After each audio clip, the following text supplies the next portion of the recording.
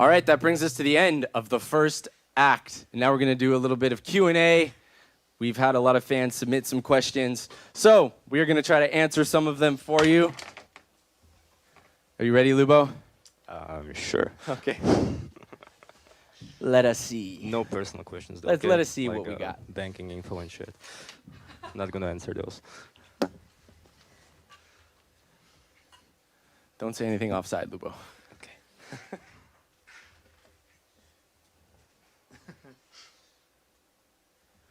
Okay.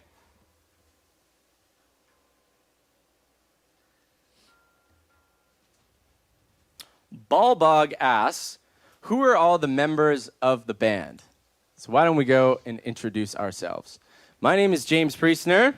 I'm originally from Edmonton, Alberta. Actually, I was originally born in London, Ontario, but I moved from there when I was pretty young. Grew up in Edmonton, and I've lived in Vancouver for about 10 years now.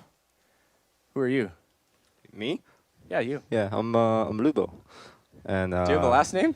Yeah, but it's confidential. Okay, you're just Lubo. Yeah, I'm just Lubo. I play guitar. I came from Slovakia. Before that, I came from Slovakia, and then We would have never known you came from Slovakia. Yeah, and then I moved here like a few years ago, and then I'm still here, as you can see. I'm not sure where I'm gonna be tomorrow, but yeah. My dog says hi. Nice. Nice, good dog. You're looking great. Thank you. Who are you? I'm Ginger. I'm playing bass. I'm from Richmond, if you know where that is, but Vancouver, BC. Born and raised. Awesome. Who's this guy? I'm Duran. Hey, everybody. I am the drummer from Edmonton, just like James. That's all I got. Nice. The final guy, the most handsome. Who's this guy? So this is Jan, a guy from Slovakia, from the capital city, unlike Lubo. What's the capital city? You gotta speak in your mic. Bratislava. Nice. Bratislava is the capital city, and I play guitar and sometimes a little bit of piano. And friends call me Jongo Bongo. Nice. That's my nickname. And I only just recently learned that people also call you Johnny. Johnny, yeah, that's because it sounds cool in Slovakia. I know, every one of your Jan Slovak sounds friends, very lame. every Slovak friend calls you Johnny, and I'm like, what? How did I not know that this whole time? Cool, but I would say that everybody in this band does a lot more than just plays instruments. We are a very DIY operation, so pretty much everything we do is ourselves. You know, from getting the music out there, obviously making the music, managing, and really everything that it possibly takes to be a band in 2021, we do. So, yeah, the guy over there on the drums, Duran, you're probably talking to him a lot. Yeah, I'm the guy that you always talk to. Yeah, Duran is the social media king. me.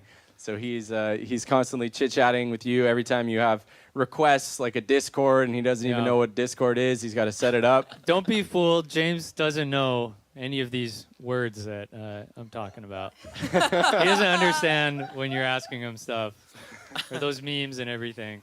I need them explained. And then we realized that Discord was a little out of our realm, so Ginger was like, fuck, guys, this is very disorganized. And none of us knew what to do. Disorganized. Disorganized. Oh, no. Nice, that's a good one. So Ginger was like, I'm going to come to the rescue, and I'm going to fix this for you. But we're old. I don't think we're supposed to know how to do this. I just learned yesterday on that Zoom call what POG is. Yeah. Everybody says POG, like every second comment. Poggers. You said Pog. Like, yeah, I didn't even know what it was, and I guess it means play the game. So that's cool. That's a pedal from Electro Harmonics, right? Pog. Yeah, that's See, there you go. too. There you go. Okay.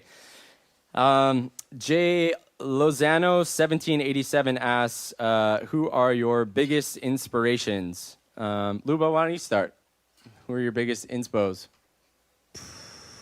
I don't know.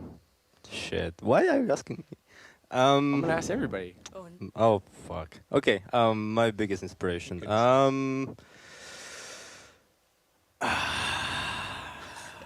James Priestner. I don't know, guys. This is a tough one. Come on, like give us it's something. Give the people something. like every day it's someone else or something else. You know, it's like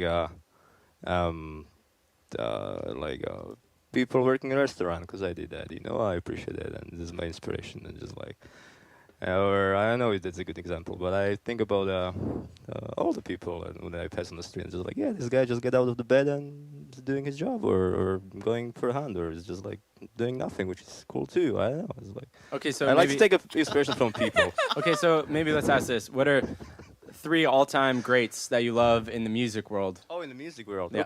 Okay. Well, that's better. So I like Steven Wilson. I appreciate his work. I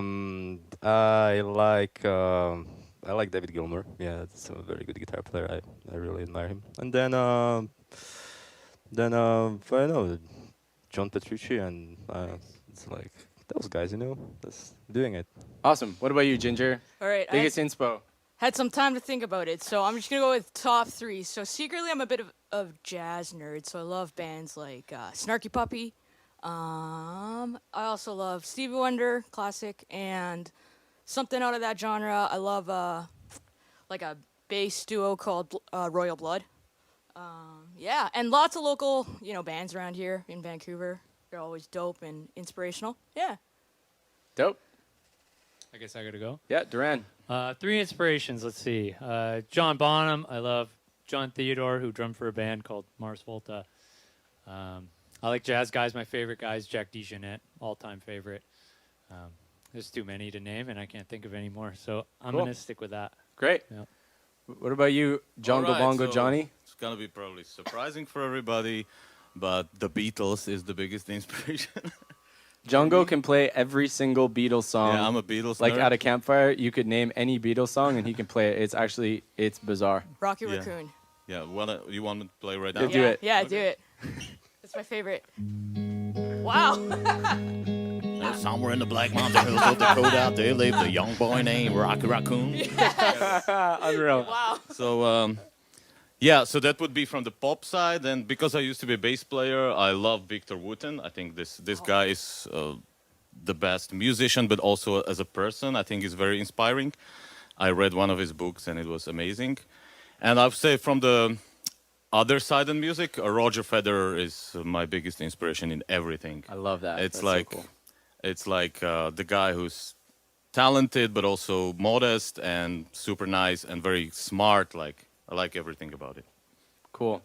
What about you, James? My inspirations. Well, old and new. I grew up. My dad exposed us to a lot of music. I didn't have it really any. They didn't play music at all, but he loved his idols like Bob Dylan and a lot of Roger Waters. We listened to Tom Waits, guys like that. So the Beatles, of course, was a staple. You can always find that playing in my parents' house. And then when I was kind of in my teens, I started really loving Modest Mouse. They'd probably be my all-time favorite band. Arctic Monkeys, Alex Turner, I think is like just an amazing songwriter and vocalist. I really like Tegan and Sarah, which is super cool because now I see Tegan lives just down the street from me in Vancouver, and she just got a puppy, and I have a puppy. So I see her walking her puppy sometimes, but it's always on the opposite side of the street. So I'm hoping sometime this summer we'll be on the same side of the street, and then I'm definitely going to introduce myself. So yeah, I really love Tegan and Sarah. And then kind of as Lubo said, I feel like as time goes on, you get new inspirations. So in the last couple of years, or in the last year, I listened to a lot of J. Cole. I'd never really listened to him before. And it's so bizarre to me how you find music these days. I remember walking on the seawall, walking the dog, and someone was just in front of me, and they had like a backpack speaker on, and there was this song I just loved. I was like, wow, what song is this? And I literally Shazammed it. I like walked close to him and Shazammed it from like 2 feet away, and it picked it up. And I saw it was J. Cole, and I was like, oh, shit, that was a great song. So I dove into his discography, really liked it. Listened to a lot of Oliver Tree in the last year, which I really liked as well. So, yeah, it kind of changes as time goes by. Nice. Asher Oksu asks, Ryan and Dave Part 2. We have had a lot of questions about Hullabaloo Part 2, Ryan and Dave Part 2, Berlin Part 2. I don't know is the answer. I don't think we ever planned to make Brittle Bones Nikki 2. And then, yeah, it was just a moment of inspiration one day to be like, hey, why not continue this guy's story? So kind of put pen to paper and tried to think about where his life could possibly go. And I felt like to me that afterlife was kind of the most, the path I guess. And then now I see some comments that you guys are saying it's a cliffhanger and you want Bittlebones Nikki 3. So maybe then Duran had a great idea. He was saying, why don't we just do a Brittlebones Nikki musical? But we could throw Ryan and Dave in there. We Yeah, could yeah. throw Yeah, why not? Milkman. Yeah, we'll throw a Berlin too. Lubo, you just got to come up with something for that. Yeah. So I guess the short answer is I don't know if there'll be any more sequels, but we can always try. How long does it take to write a song? Days, weeks, or months? Asks Litter Rotary. All three. Yeah, all three. All three. That's a great answer. Sometimes you can write a song in 15 minutes, and sometimes it can take a month. Or you could record a song and re-record it 3 times, which we've also done before. So it totally depends on the song. I used to think that a song was only good if like you wrote it in 15 minutes because it was like that natural, organic kind of, you just felt the vibe of it. But I'm since learning that's not true because a song like Rhythm Kitchen, which someone also asked, is that going to be on this record? The answer to that question is no, but it will be on the next one, which is already finished and will come out in a few months as well, RA3, yet to be titled. But that song, I remember we kind of all wrote it together in our studio, and we spent probably at least 10 days or 2 weeks on that song, going over different parts. Lubo had this idea for a crazy instrumental section that was going to be like the length of pretty much the whole song. So we spent forever. We got in 3 different fights over that part. And ultimately, we shortened it up so it could kind of fit in the song. He still wasn't totally happy. He was still a little disgruntled about it. But I think, that was the type of thing where it took a really long time to make the song, but I think for the better. So, yeah, it totally ranges and depends. And with that being said, we're going to play the next set, Act 2.